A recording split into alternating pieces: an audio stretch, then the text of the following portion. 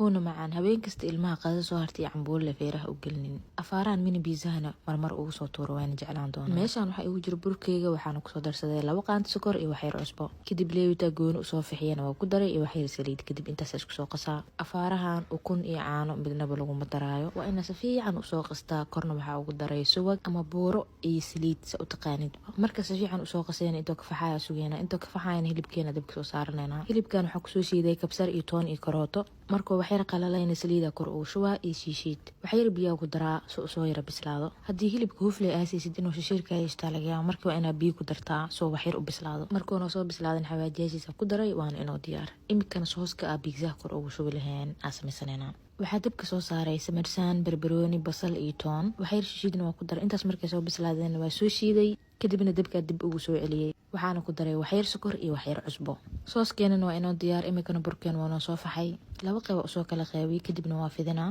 waxaana ku soo jarjaraa jalmada daboolkiis fiiskana ha jilcinin sidoo kalena burbur zaidna ka dhigin dhaxdhaxaad hada ku dhib qabta biizo hooska adkaanay xalkiis anaa ku haayo qaybta oo foornada dhan isku daanin birtaawada dabka soo saaro kadibna soo saar hadhow foornadan qaybta kala u daaray ilaa qaybtaada hoos birtaawada ku soo bislaysatay marka waa wax fudud biizahan hoos kama adkaanayo bal soo tijaabi waa easy busy lemon squeezy waan ii duceyn doontaa waa huwa aniga maalinta biizaha qaabkan u bartay ilaa iyo hadda waa isku mahad celiyaa sababtoo waa wax fudud haddana maka adkaanayo biizaha sooska biizaha dabka ku dhaafaa ilaa oo waxyar ka soo adkaado imikana biizeen sidaan quruxda badan u sharaxaneena hay'ad badan soo dhigi doonaan hilibka ma gacantaada ku daroosa fudeedka badan la iska dhaafo adiga biizaha magaalka ka cuntid ma ogid lugu xataa in lagu sameeyo marka qaar waa loo baahan yahay jaraatiimka inuu cuntada galso u macaanaado biizeen sharaxadiis markaa soo dhameeyna waxa la saliid macsara kor ugu daray kadibna foornada qaybta kor u daaray afaaraan waqtina kaama cunaayo si fududna u samaysan kartaa xaajiga hadoo jeclaan waayeen lambarkii waa taqaanaa isooba bal ilma adeeryaal snapkaygina profileka tiktok iyo saaran yahay ugu soo darsada